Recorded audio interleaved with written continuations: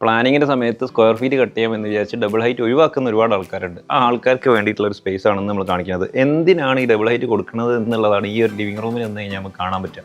നമ്മൾ റീസെൻ്റ് ആയിട്ട് ചെയ്ത പ്രൊജക്റ്റിലെ ലിവിംഗ് റൂം സ്പേസ് ആണിത്. ഇത് നമ്മളെ മെയിൻ ഫ്ലോറിൽ നിന്ന് 2 സ്റ്റെപ്പ് താഴ്ത്തിയിട്ട് സങ്കണമായിട്ട് കൊടുത്തിട്ടുള്ള ഒരു ലിവിംഗ് ഏരിയ സ്പേസ് ആണ്. അതേപോലെ തന്നെ ഈ ഒരു ഏരിയ ഡബിൾ ഹൈറ്റ് ആണ്. ശരിക്കും ഇതിൻ്റെ റൂഫ് എന്ന് പറഞ്ഞാൽ ഗ്രൗണ്ട് ഫ്ലോറിൽ റൂഫില്ല, ഫസ്റ്റ് ഫ്ലോറിലെ സ്ലാബാണ് ഡയറക്റ്റ് നമ്മൾ കാണുന്നത്.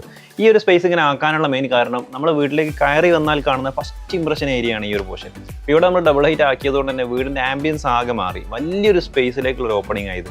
പിന്നെ അത് മാത്രമല്ല, നമ്മൾ ഈ ഒരു സ്പേസിൽ ഒരു സ്റ്റെപ്പ് താഴ്ത്തിയിട്ടുള്ള ഈ ഒരു പാസേജ് കാര്യങ്ങളൊക്കെ ഒഴിവാക്കിയിട്ടുള്ള നല്ലൊരു സീറ്റിംഗ് ഏരിയ ഇവിടെ കൊടുത്തുകൊണ്ട് പ്രൈവസി എന്ന് പറഞ്ഞു കഴിഞ്ഞാൽ എക്സ്ട്രീം പ്രൈവസി കിട്ടുന്ന രീതിയിലുള്ള ഒരു സീറ്റിംഗ് സ്പേസ് നമുക്ക് ഇവിടെ കിട്ടിയിട്ടുണ്ട്.